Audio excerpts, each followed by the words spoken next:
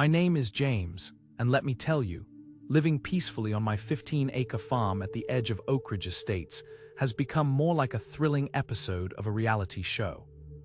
For more than 20 years, I've tended to a small herd of Highland cattle whose horns are almost as impressive as the glares I get from my subdivision neighbors. I didn't choose the life of rural bliss just to watch pastel-painted houses sprout like weeds from the ground. I was here first, folks. My farm was firmly rooted in the ground long before the developer decided that cramming 100 cookie-cutter homes next to my property was a splendid idea. Every morning, I stride out onto my land, coffee in one hand and a pitchfork in the other. Yep, just a regular guy living his farm dream while my untamed hair flaps in the breeze like a flag of rural independence. I look back at my beloved Highlanders grazing lazily, and their long reddish hair flutters in the wind. Yes, they look like fluffy, shaggy grass-covered tanks. I could call them my gentle giants, but I secretly suspect they're more like my laid-back enforcers against the HOA. Not that I would ever encourage that. Speaking of the HOA, let's talk about the party of Karen. The president, Karen Matthews, or as I fondly refer to her, the enforcer, apparently believes that my farm is an eyesore in her perfect suburban paradise. Every time we cross paths, her lip curls like I've just suggested that she uses her overpriced lawnmower to cut my grass. It's like she sees me as the villain in her domestic fantasy, complete with an evilly painted mustache. James, she begins every conversation with her syrupy sweet voice that's way too cheerful for my mornings. I know you love your cattle, sweetheart, but they just don't match the lovely aesthetic we've created here in Oak Ridge Estates. I love how she uses sweetheart, as if I don't have a half bale of hay sitting atop my hoe, ready to go. Karen, I smoothly respond, I didn't know that magical aesthetic included livestock. I just assumed it was pastel shades and driveways where no one acknowledges the existence of the other. She huffs in that delightfully condescending way of hers. We could always have a little chat with you about your fencing. It's just not, well, aesthetically pleasing. Oh, the fence. Let me tell you, it's one sturdy obstacle keeping my cattle from invading the land of manicured lawns and ornamental squirrel statues. I could line it with gold-plated nails, and she'd still find something wrong with it. I swear, if she could put a matching tarp over my pasture to hide my inconvenient lifestyle, she would. After the annual HOA meeting where Karen orchestrated a passive-aggressive session over muffins that tasted like cardboard, I thought I had seen my fair share of ridiculousness. Who knew muffins could taste like the anguish of repressed suburban dreams? As I scrolled through the HOA's policy pamphlet that was barely reversible, I stumbled onto a new headline, Farm Procedures Under New Aesthetic Governing. Ah yes, my peaceful existence was now being questioned by people who bought homes based on the feel of a Pinterest board. With my coffee-crazed brain, I realized the HOA was upping their game, and I had a feeling this was just the opening act in a showdown of epic proportions. But the thing was, I wasn't going anywhere. Come hell or high water, or even a persnickety HOA president. This farm was mine, and like my Highlanders, I was ready to stand my ground. Little did I know the chaos and hilarity of my next HOA confrontation was waiting just over the horizon, like a storm cloud looming ominously. But I had my pitchfork, and for better or worse, I was armed and ready for battle. Know how every neighborhood has that one person who takes their HOA duties a little too seriously. Yeah, well, I'm living right next door to the living embodiment of a Karen Matthews. She's a bottle-blonde disaster in her 40s who must have mistaken suburban warfare for a hobby when she moved into the fancy mansion that borders my farm. I mean, we're talking freshly cut lawns, pastel-painted houses, and now this Amazonian warrior of lawn aesthetics thinks she can single-handedly reshape my rural vibe. It all started about 8 months ago. I was blissfully tending to my cows and admiring my classic red barn, which is practically a historical landmark in my eyes. Thank you very much when Karen became the self-appointed president of our HOA. Before I could even finish my morning coffee, she had already dispatched her opening salvo, a violation notice.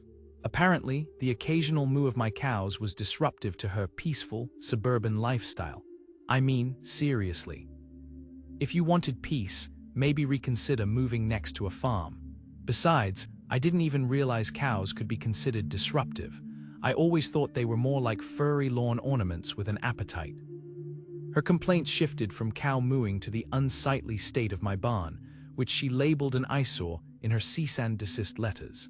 Never mind that the barn had more character than her whole color-coordinated house. And just when I thought it couldn't get worse, I caught her standing at our property line, cell phone in hand, snapping photos of my livestock like they were some sort of Instagram models being served up for public ridicule.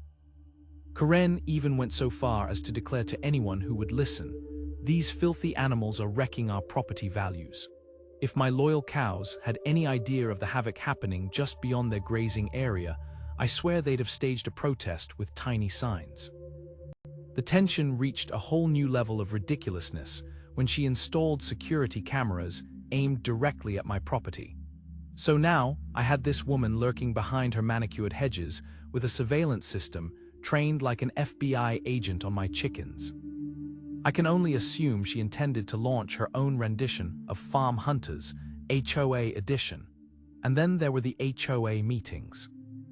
Oh, you haven't lived until you've sat through one of Karen's passive-aggressive coffee-fueled soirees where the main agenda item was simply titled The Farm Problem. That's right, folks.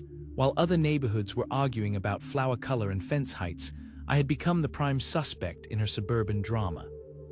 "Now, let's strategize ways to deal with that abomination next door," she said, with that narrow-eyed stare of hers that could cut glass. As the meetings dragged on, it felt more like a poorly written soap opera, with Karen playing the lead role of the villain determined to rid her world of anything that dared to be different. I could practically hear the dramatic music in my head, and here I was, the unwilling star of the show, armed only with my pitchfork and a snarky attitude. What was I going to do next? I could feel the plot thickening faster than a bowl of gravy served at a state fair. I braced myself for whatever absurdity Karen would conjure up next, already turning the page to the next chapter of this epic saga.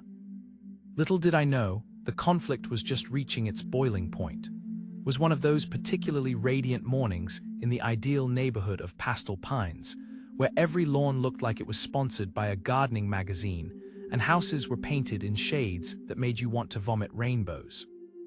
I woke up to birds chirping, and the scent of freshly cut grass wafting through my open window. Yet, the tranquility outside had become a bitter irony to me. Behind my cheerful yellow farmhouse, my livestock were blissfully unaware of the storm brewing in the form of a woman many in our neighborhood had come to know as Karen. Now, if you've never met a Karen, let me paint a picture. She was a self-righteous titan of the HOA, hair piled high in a bun that seemed to defy gravity, pearls strung tightly around her neck, and a scowl that could curdle milk. She believed the sidewalk was her personal runway, and any deviation from her sterile vision of neighborhood perfection was a personal affront to humanity. Unfortunately for me, my agricultural life didn't quite fit her Pinterest board aesthetic, and that was where things went sour. After months of her incessant complaints about everything from my goats bleating too loudly, because apparently there's a noise ordinance for goats now, to the ghastly sight of, God forbid, a little manure being used as fertilizer, I had finally reached my limit. So, like any reasonable person would, I decided to file a formal complaint against her with the county.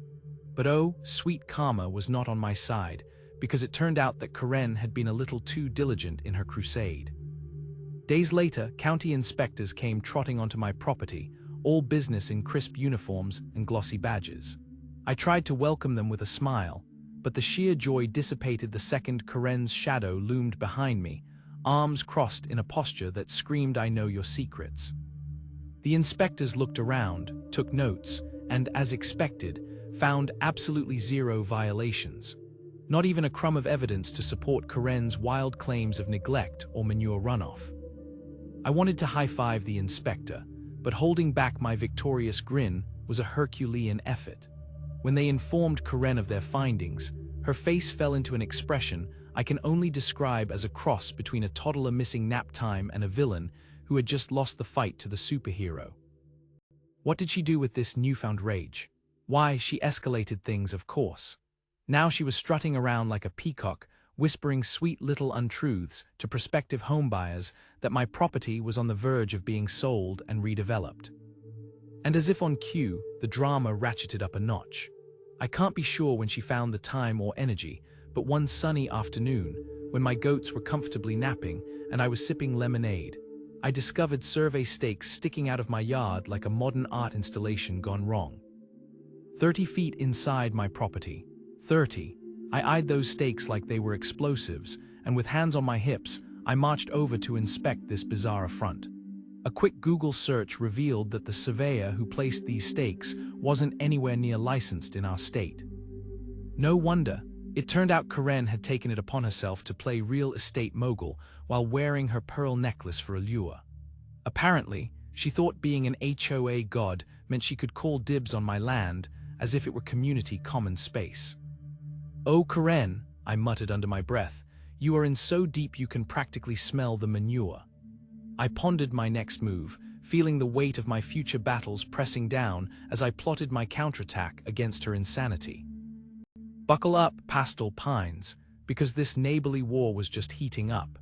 It was a bright and sunny Sunday morning when I finally returned home from a much-needed weekend escape visiting my sister in the city.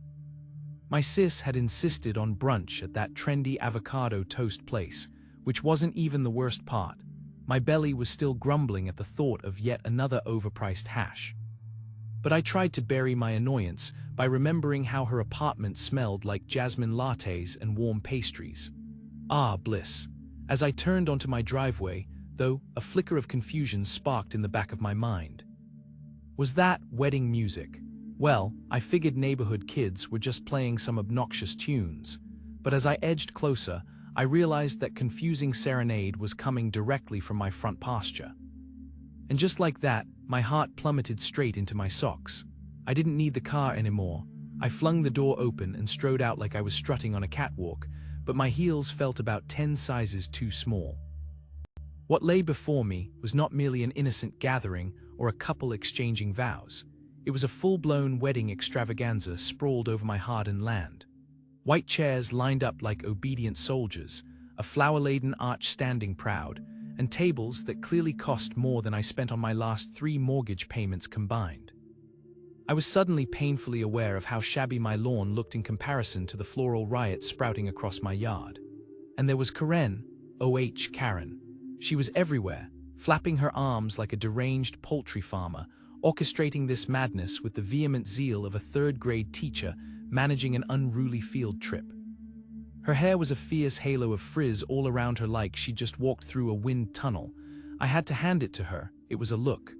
"Oh, darling, you're back," she called out, beaming brighter than a freshly painted HOA sign. "The setup is just perfect. I took the liberty to arranged." I interrupted, pointing sharply to the roped-off section where about 100 guests were milling about in their Sunday best, sipping mimosas, as if my property was public park land. "Your liberty, Karen, this is my land." But Karen, bless her heart, waved a dismissive hand like my outburst was just garden variety gossip. "Oh, you're just too kind. The bride is my niece, and when she saw your charming farmhouse, she just had to have her wedding here. I told her I'd managed to get the green light from you." Green light. My voice was a few octaves higher, reminiscent of a kettle about to boil over. "You mean the light that is flashing, abandon hope now? This is insane." Meanwhile, amidst the chaos, I noticed Karen's teenage sons, armed with a strategy that could only have been derived from an unholy union of stupidity and recklessness. They were attempting to herd my confused cattle, who apparently had no idea why several dozen humans were freezing in their natural habitat, clutching bouquets and wearing matching outfits. The boys looked like a couple of deer who just discovered that the forest was on the chopping block. "Just look at Bessie," I blurted out, pointing at my cow who was staring incredulously at the proceedings. "She is not okay with this. That'll make for a funny photo op," Karen countered, laughing without a hint of remorse. "The rustic charm is just wonderful, don't you agree?" The laughter clawed at my insides like angry raccoons. As I stood there, gaping like a fish out of water, all I could think was, this is what my life has come to, a forced wedding on my property, orchestrated by my entitled neighbor, whose idea of permission is apparently waving a magic wand and hoping for the best. With a huff, I crossed my arms and stared at Karen, ready to unleash the full force of outrage. Enough was enough. This was my land, and I needed to get it back before I officially became one of those miserable people recounted in "You Won't Believe What Happened Next" Reddit threads. If you ever find yourself in a suburban neighborhood that feels more like a pastel-painted Pinterest board than real life, take a moment to admire the manicured lawns and freshly trimmed hedges. You might think, what a lovely place. But trust me, lurking beneath those perfectly painted exteriors are the precise flaws that make such places unbearable. Enter Karen, yes, that Karen, my neighbor, who makes it her life's mission to enforce her version of HOA-approved decorum as if she's the neighborhood queen bee. I vividly remember the day it all exploded. It was a splendid Saturday, and I was lounging on my porch, enjoying a glass of iced tea infused with just enough lemon to remind me of summer, but not too much to resemble a bitter relationship gone wrong. The breeze rustled through the trees, and in that perfect moment, all was right in the world. But there, off in the distance, I could see a swarm of people, decked out in their best wedding attire, as if they were preparing for a royal fiasco, absurdly setting up for a wedding in my backyard, without my permission. At first, it was amusing. I watched them haul chairs and sundry decorations, chuckling at how oblivious they were to my presence. But as they started draping my fence with fairy lights, a blatant violation of my territorial sovereignty, I knew I could not let this escalate further. Feeling the adrenaline kick in, I jammed my trusty phone into my back pocket and grabbed my camera, snapping candid shots of the day's ridiculousness. This will be a story for the ages, I thought to myself, envisioning how I'd paint this picture for my buddies over beers later. I documented the audacity, the bouquet of artificial flowers that could easily have been sourced from a party supply store, and the clinking of champagne glasses that further iced my simmering annoyance. Striding boldly toward the wedding party, hoping to maintain an air of calm despite my seething, writhing insides, I felt like a defiant titan ready to deliver justice full force. I approached the bride, who looked like she was living her dream in an overpriced gown, and cleared my throat dramatically. "Excuse me, but you're trespassing on my property," I declared, casually flipping out my deed like it was an exclusive VIP pass to a nightclub. "Here's my identification just in case the word of a homeowner isn't enough." The bride's face drained of color, and in an instant, she transformed from starry-eyed bride-to-be to a deer caught in headlights. I could see the wheels turning in her head, processing that her special day was rapidly spiraling into a bureaucratic nightmare. Just as I began to feel a hint of pity for her plight, Karen rushes over, hair flapping like a disgruntled bird. "What do you think you're doing?" Karen shouted, her voice loud enough to rattle my windowpanes. "I have verbal permission." She waved her arms exaggeratedly, as if conducting a symphony of chaos. "You're ruining my niece's special day by being so difficult." Oh, how my patience wore thin, but I was determined not to derail the bride's fairy tale just yet. Instead, I decided to play a little game. "All right, everyone," I called out, tapping my imaginary microphone for effect. "You can have exactly 2 hours to finish your ceremony and take your photos, but be warned, at exactly 4 p.m., I'm letting my cattle out. Anyone who remains will be formally charged with criminal trespassing." Gasps echoed like a theatrical ham, I breaking the fourth wall. I could practically see the wheels of anxiety turning within Karen's mind. Let's see how this plays out, I thought, feeling a smirk crawl onto my face. After all, a little chaos begets a lot of fun in this suburban symphony of entitlement. As my eyes darted to the clock perched smugly on the wall, its minute hand taunting me like an impatient toddler, I took a deep breath.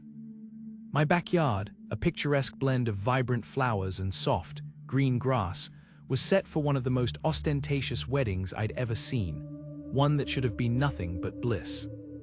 And yet in the center of this joyous chaos stood Karen, the self-appointed queen of our homeowners association, decked out in a floral-patterned monstrosity that I swear was 2 sizes too small, and at least one shade too bright. "Excuse me," she called, her voice sharp as a cut-priced chef's knife. "You do realize we are on a strict timeline for the ceremony?" She gestured towards the dais, where the bride and groom stood looking slightly bewildered, the groom sporting a nervous smile. I'd never known a wedding planner to thrive in chaos, but here we were. Karen was probably about to throw an official HOA fit right in front of the altar. "Right, only about 30 more minutes, Karen." "Don't worry, I'm sure the groom's incredibly painful cringing won't continue much longer," I replied, forcing a smirk that didn't reach my eyes. Meanwhile, the bride's father, bless him, looked on in confusion. I could practically see his thoughts swirling. Why is Karen, the HOA harpy, speaking up at our only daughter's wedding? But of course, Karen was not one to be daunted.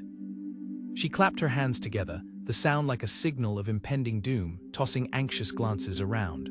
"All right, everyone, time is of the essence. Let's wrap this up, shall we?" Her jubilant tone was severely misplaced for a wedding.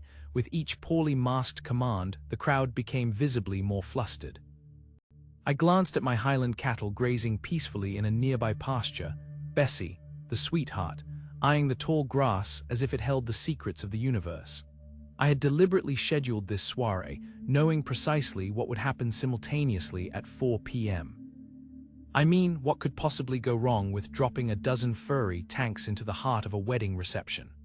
As the time crept to 3:59 p.m., I peered through the gate's small window, invisibly in my own hoedown of glee. I couldn't help but envision the sweet mayhem about to unfold. I opened the gates with a flourish, announcing, "The cows have entered the building." What ensued was something akin to a wilderness documentary dedicated to a herd of oblivious brutes who trotted into the nearly finished wedding, a charming yet somewhat alarming entrance marked by gasps and shrieks. My stout Highland giants, adorned in flower garlands that hung precariously from their large, fuzzy necks, ambled into the electric atmosphere, searching for the most delectable morsels. Bessie ambled right to the cake, and in what could only be described as a scene out of a high-stakes food challenge, she bulldozed her way through the three-tiered masterpiece with all the grace of a ballet dancer in a stampede. People scrambled backwards, heels flying and champagne glasses soaring as my cattle prodded for the flowers, leaving destruction in their wake. At that moment, laughter burst from my lips, and I couldn't suppress the deluge of chaos. I knew I was responsible for amplifying Karen's panic, but oh, the joy of watching her meticulously organized bridal extravaganza fall apart courtesy of my gentle giants was the sweetest reward. As guests dodged Bessie's beer-belly energy, I chuckled internally, because in the end, everyone was going to remember this fete, if only as the wedding that got crashed by an army of shaggy tanks. Sun was shining that day, the kind of sun that makes you feel like you're living in a postcard. The lawn of my property was perfectly manicured, having spent the better part of the week obsessively trimming edges and eradicating unsightly weeds, all while visualizing the glorious backyard wedding that was set to take place. But as any homeowner under the eagle-eyed scrutiny of the HOA knows, events like this almost always come with a catch, and in this case, the catch was none other than Karen, the self-appointed queen of the neighborhood. Karen strutted around like she owned the place, and in her mind, she probably did. She was wearing a stark white, designer dress that screamed wealth and mighty important all at once. But for the love of cider donuts, did she have to remind everyone she was hosting the event for free? "This venue is just too fabulous, darling. Didn't know the previous owner had such taste." She practically cackled during the bridal shower, sipping on champagne and casting her shadow over the rest of us like the villain of a rom-com. Behind all the flattery was a bitter kernel of truth. You see, unbeknownst to the unsuspecting guests, this was my property, which I had lovingly leased to Karen for a whopping $0. The fine print of my generosity glared like a neon sign. Free venue in exchange for unlimited cake, good vibes, and most importantly, the absence of her complete breakdown when the truth came to light. Fast forward to the grand cake-cutting moment. I couldn't help the stupid grin plastered across my face as I watched Karen approach the multi-tiered confection, a piece of art decorated with almost too much frosting. Bessie, the farm-fresh goat that had been invited for some rustic charm, made her move. She lunged for the cake with a gluttonous enthusiasm that only a farm animal could muster. The disaster that followed is etched in my memory forever. Bessie's frosting-covered horns took a tragic detour straight into Karen's designer dress, and before I could fully process it, sploosh, mud all over her. She looked like a marshmallow swan that taken a nosedive in a pigsty. "My dress," Karen's voice pierced through the laughter and gasps, her pitch reaching a level only dogs should hear. Guests, while mildly horrified, quickly buried their faces behind hands to stifle the growing laughter. The photographer, a smart guy who'd been closely monitoring Karen's theatrics, whipped out his camera. "That's a keeper," he whispered to me as he clicked away. I could see the magic in his eyes. He wasn't just taking wedding photos, but documenting a full-blown comedy show. And then, the plot thickened. Karen's niece, a bright spark of rebelliousness in a twisty world of pleasantries, had finally caught wind of the fact that her aunt had duped her, charging a solid $5,000 for venue rental fees for my property. The moment she opened her mouth, it was like an explosion of confetti in a stuffy room. "Aunt Karen, you charged me for this." Silence fell. Shock waves traveled through the crowd. By evening's end, even the HOA board members, those silent watchers of suburban drama, had seen Karen's true colors, her bravado snuffed out entirely like a birthday candle.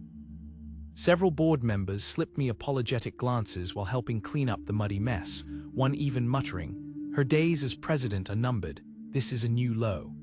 As they tidied up, I couldn't help but ponder, was the universe finally giving me a fairy tale ending wrapped in a delicious slice of schadenfreude? All right, so here's the thing about living in a neighborhood where the HOA is more powerful than a small nation's government. You quickly learn who to avoid and who to tolerate. I didn't realize my biggest headache would be Karen, our HOA president, also known as the self-appointed ruler of pastel-painted houses and perfectly manicured lawns. Picture this. My little slice of paradise in the countryside, where I keep a handful of cattle and enjoy the sweet scent of freshly cut grass.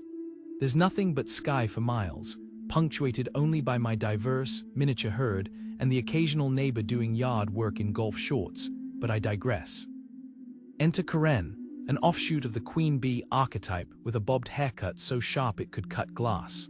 She had a standing appointment with the mirror that was almost as frequent as her meetings with the HOA board. Honestly, you'd think she was preparing for the Miss America pageant rather than merely maintaining civil pride in our community. Now it all started when my beloved cow, Bessie, managed to escape her pen after my ambitious friend Greg decided to fortify the fence with what was essentially a Pinterest fail of wires, posts, and a poorly executed DIY project. Bessie's idea of an escape plan seemed to involve a leisurely trot across the road, where she casually neighed at every passing car like she hadn't a care in the world. This, of course, caught the attention of one of our neighbors who, bless her heart, thought it was a love story and promptly called the sheriff to report a wandering cow in need of guidance or a dramatic rescue. The real drama, however, didn't involve Bessie serenading the county's first responders. No, it was when Karen, as HOA president of course, stormed onto my property like a cowgirl with a vendetta, complete with her little clipboard and a fire in her eyes that screamed absolute power.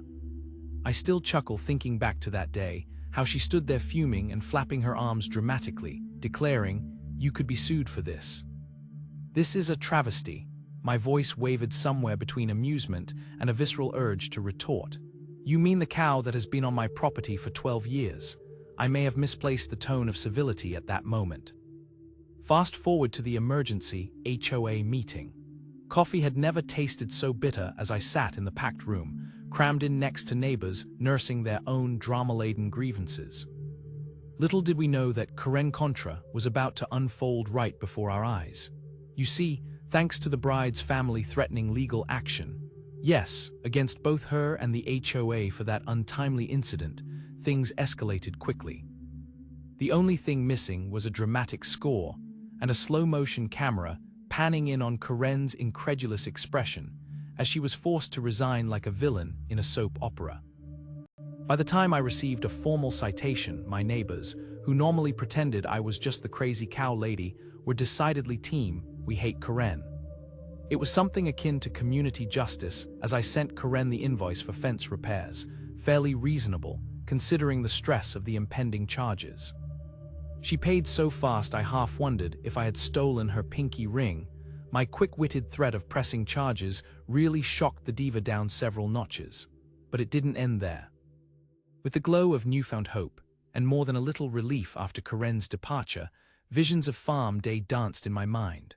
Organized by the new HOA president, a wise old judge who seemed to thrive on pastoral charm, it'd be our way to bridge the gap between rural life and suburban realities. And trust me, it was going to be a delightful celebration of cows, crops, and a whole lot of lessons on respecting property lines. Not to mention, the perfect chance for me to showcase Bessie's celebrity status. Welcome to my farm, everyone. Sorry about the cow parade last month. She's learned she's not the main attraction anymore. I chuckled to an audience who had become oddly enamored with my livestock over a few short weeks.